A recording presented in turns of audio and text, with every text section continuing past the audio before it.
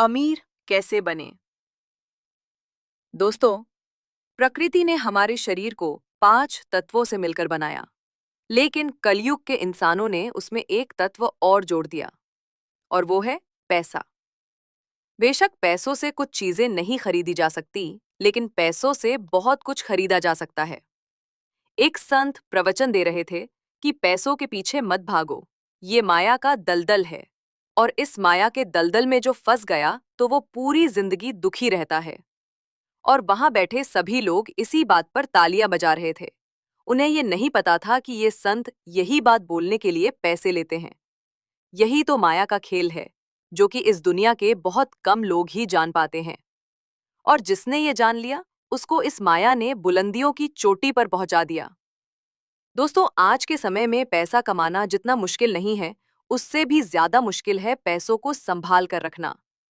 बहुत लोग होते हैं जिनके पास थोड़े बहुत पैसे के आ जाते हैं, वो लोग उड़ने लगते हैं। वो लोग पैसों का नियम नहीं जानते हैं। आपने ध्यान दिया होगा कि सरस्वती की तस्वीर हमेशा बैई हुई होती है और लक्ष्मी की तस्वीर खड़ी रहती है। सरस्वती ये कहती है कि मैं जल्दी आऊंगी नहीं, और यदि मैं आ गई तो मैं वापस जाऊंगी नहीं, क्योंकि ज्ञान इतनी आसानी से अर्जित नहीं कर सकते। और यदि हमने एक बार किसी ज्ञान को अर्जित कर लिया, तो वो ज्ञान हमसे कोई भी नहीं छीन सकता। लेकिन लक्ष्मी का ये नियम होता है कि वो जल्दी आ भी जाती है तो जल्दी चली भी जाती है। यदि किसी इंसान को सही तरीके से रखना नहीं आया, तो लक्ष्मी बहुत ही जल्दी उस घर से निकल भी जाती है।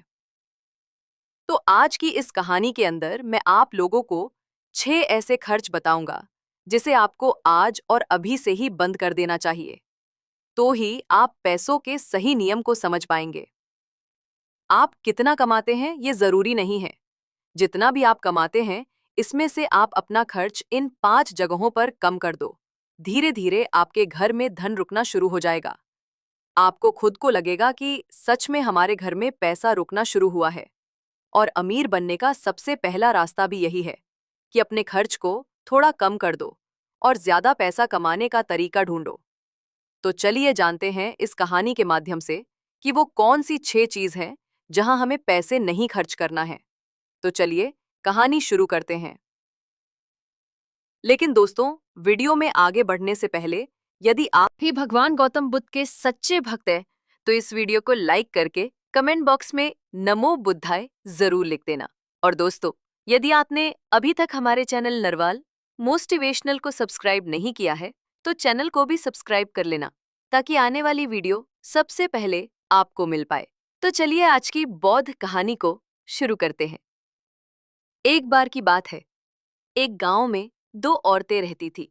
एक के पास भैंस थी और एक के पास बकरी थी। जिसके पास भैंस थी वो औरत सही तरीके से किसी भी चीज को संभाल कर रखना नहीं जानती थी। उसकी भैंस दूध तो बहुत देती थी, लेकिन उसने दूध की कीमत जानी ही नहीं, और वो दूध घर की बिल्ली को पिला देती थी। उस दूध को ऐसे ही खर्च कर देती थी। दूध को सही तरीके से उपयोग में कैसे लिया जाता है, वो औरत नहीं जानती थी। और जिसके पास बकरी थी, वो दूध की कीमत जानती थी, और वो दूध के एक एक बूंद को बचाकर रखती थी, और उसी से दही जमाकर घी निकालती थी, और धीरे धीरे उसने बहुत सारा घी इकट्ठा कर लेती है। अब जिसके पास भैंस थी, उसने दूध की अहमियत कभी जानी ही नहीं थी। उसने कभी भी दूध से घी निकालने के बारे में सोचा ही नहीं था। फिर एक दिन उसके घर में कुछ मेहमान आ जाते हैं, और मेहमानों को रूखी रोटी तो नहीं खिलाई जा सकती, ये तो आप हम सभी जानते हैं। तो इसीलिए वो औरत उस औरत के पास जाती है जिसके पास बकरी थी। उस औरत के पास से 1 पाँव घी लेकर आती है। वो औरत ये कहकर घी लाती है कि मैं जल्द ही अपनी भैंस का दूध निकालकर घी निकालूंगी, तो मैं तुम्हें तुम्हारा 1 पाँव घी वापस कर दूंगी।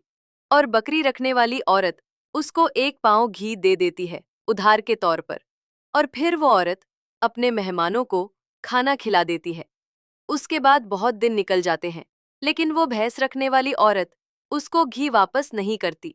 एक दिन फिर बकरी रखने वाली औरत भैंस रखने वाली औरत के पास जाती है और कहती है कि मैं तुम्हें 1 पाँव घी दी थी, तो मैं वो घी वापस लेने आई हूं। ये सुन के वो औरत कहती है, कौन सा घी? तू भला मुझे घी कैसे दे सकती है? मेरे पास तो भैंस है और तेरे पास तो बकरी है। और मैं भला तुझसे घी उधार क्यों मांगूंगी? मेरे पास तो इतनी बड़ी भैंस है और उसका तो बहुत सारा दूध भी होता है। मैं तो उससे ही घी निकाल लूंगी। मैं भला तुझसे उधार घी क्यों लूंगी? ये कहकर वो घी देने से मना कर देती है और बकरी रखने वाली औरत वापस आ जाती है। उसको ये पता था कि कोई भी अब मेरी बात का विश्वास नहीं करेगा, क्योंकि उसके पास भैंस है। लेकिन फिर भी उसने कई लोगों से बोली और इस बात को कोई मानने को तैयार नहीं था। सबका जवाब एक सा था कि भला भैंस रखने वाली औरत बकरी रखने वाली औरत से घी क्यों लेगी? ये बात कोई भी मानने को तैयार नहीं था। उसी गांव से बाहर कुछ दूर पे एक गुरु रहते थे और फिर वो बकरी रखने वाली औरत उस गुरु के पास जाती है और उन्हें अपनी सारी समस्याएं बताती है। उसके बाद उस गुरु ने भैंस रखने वाली औरत को बुलाते हैं और फिर वो औरत भी उस गुरु के पास आ जाती है और वो भी अपनी बात बताते हुए कहती है कि गुरुदेव, ये झूठ बोल रही है। मेरे पास तो भैंस है और भला मैं इससे घी क्यों लूंगी?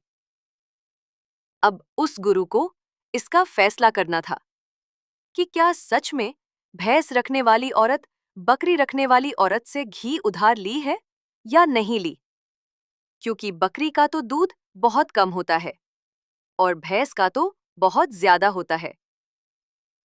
तो क्या जरूरत पड़ गई कि एक भैंस वाली को बकरी वाली से घी उधार लेना पड़ा?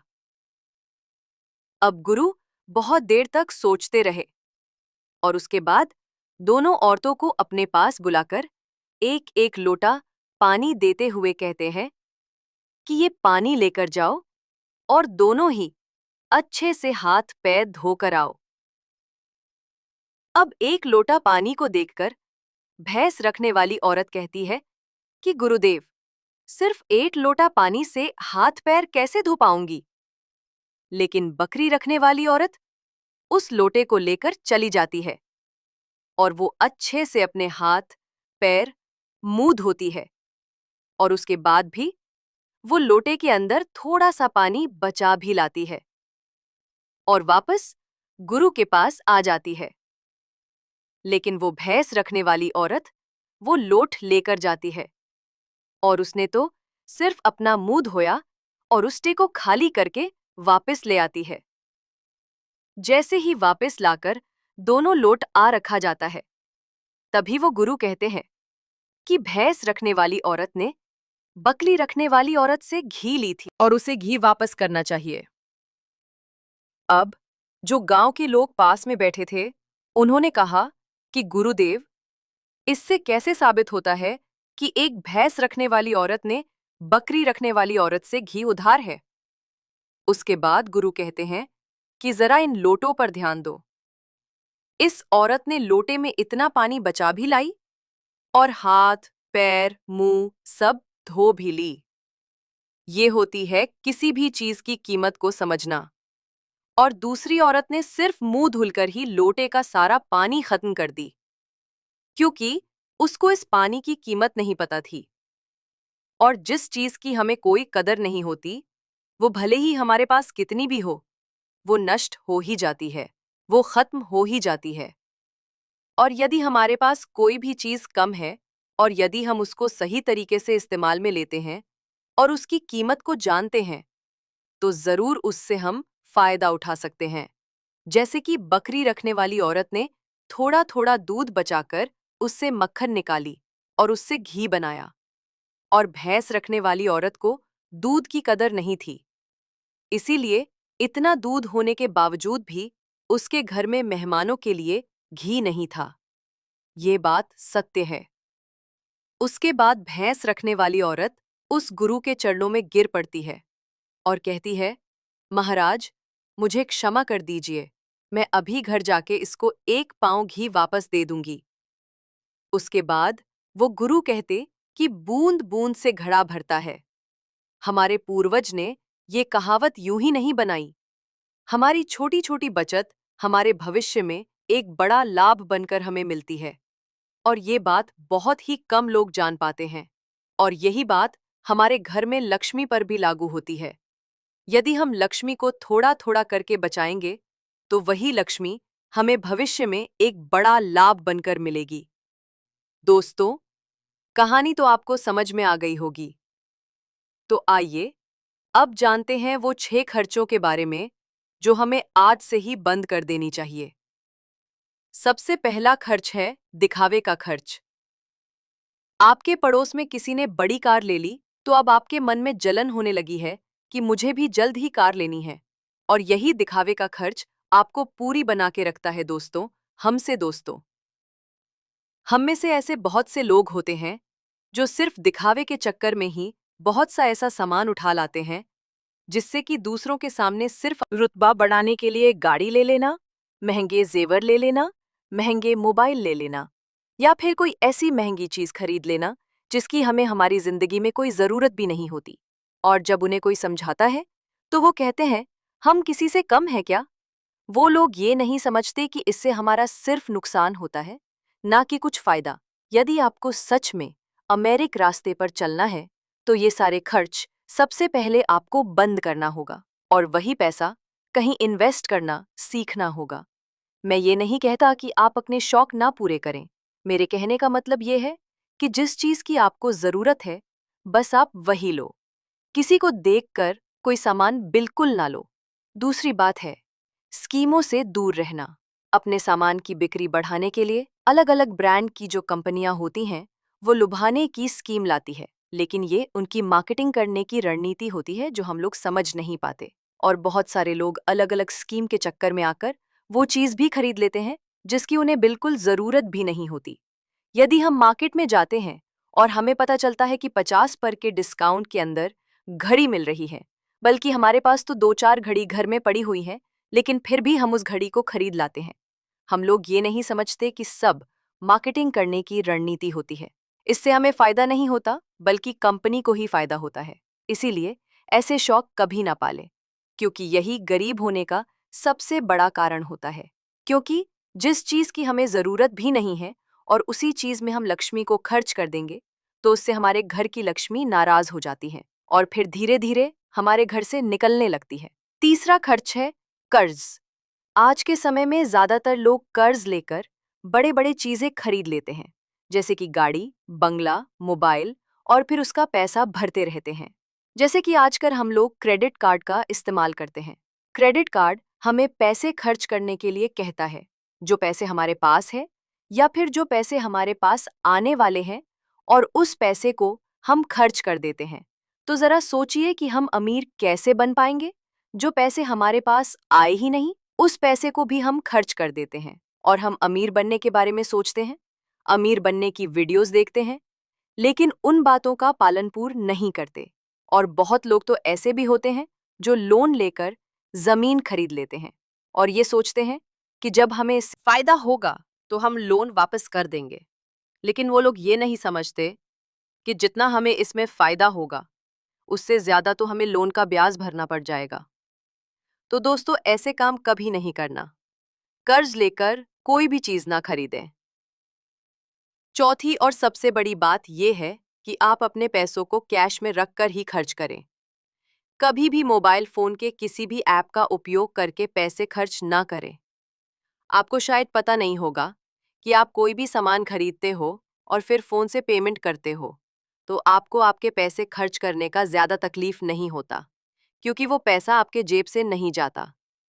लेकिन वहीं पर यदि आप अपने जेब से निकाल कर पैसे खर्च करते हैं तो आपको थोड़ा सा महसूस तो होगा कि यार पैसे खर्च हो रहे हैं।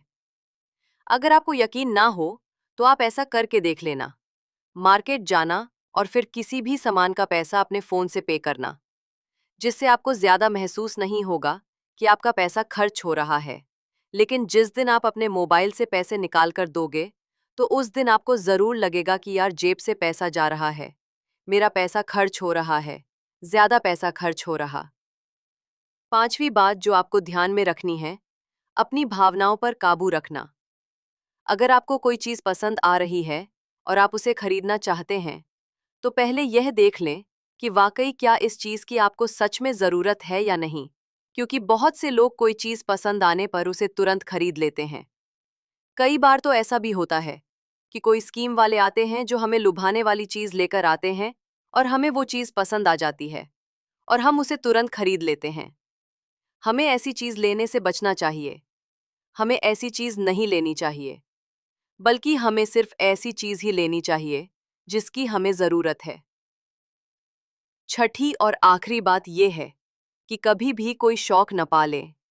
आपको शायद इस बात का पता होगा कि हमारी दुनिया में महंगाई का सबसे बड़ा कारण है शौक। आज के समय में नॉर्मली 10,000 का फोन आ रहा है और वहीं पर 2 लाख का भी फोन आ रहा है। दोनों में फर्क इतना है कि किसी को 1 लाख का फोन रखने का शौक है, तो वहीं किसी को 2 लाख का रखने का शौक है। हाँ, वहां पर आदमी की अमीरी भी दर्शाती है, क्योंकि अमीर आदमी बड़ा फोन रखेगा तो लगेगा कि वो अमीर है। तो यह शौक ही तो शौक है, तभी तो उसने महंगा फोन रखा। इसीलिए सबसे बड़ी महंगाई का कारण होता है शौक, और किसी चीज की महंगाई नहीं है। और इसीलिए लोग समय समय पर शौक वाली चीजें बनाते रहते हैं। अच्छी अच्छी चीजें बनाकर हमें लुभाने के लिए लेकर आते रहते हैं, ताकि हमें वो चीज पसंद आ जाए और हम उसे तुरंत खरीद लें, क्योंकि उन्हें पता है कि ना ही लोग अपना शौक खत्म करेंगे और ना ही उनका मार्केटिंग बंद होगा। तो इसीलिए अपने शौक पर काबू रखें, जितना हो सके कम शौक करें, क्योंकि शौक करने से हमारी जिंदगी नहीं चलेगी, बल्कि मेहनत करने से और पैसे को अपने पास सेव करने से ही जिंदगी चलेगी। क्योंकि आज के समय में पैसा ही सब कुछ है। भले आज के समय में हमसे लोग कितना भी ये बात कहते हो कि पैसा ही सब कुछ नहीं होता, लेकिन यदि उनकी जिंदगी में सही तरीके से ध्यान रखकर देखा जाए तो उनके लिए पैसा ही सब कुछ होता है। वो पैसों के लिए ही इधर उधर भाग रहे हैं और हमें कहते हैं कि पैसों के पीछे मत भागो। तो दोस्तों, इस वीडियो में कुछ फजूल खर्च बताने की कोशिश की है हमने, ताकि उन खर्चों को आपको कंट्रोल करना चाहिए, ताकि आपके पास पैसा और जरूरत के समय वो पैसा आपके काम आ सके। और वो पैसा जब जरूरत के समय हमारे काम आता है, तो हमारे दिल को जो शांति मिलती है, वो सच में बहुत ही अद्भुत शांति होती है। तो दोस्तों, ये कहानी आप लोगों को कैसी लगी, कमेंट करके जरूर बताना।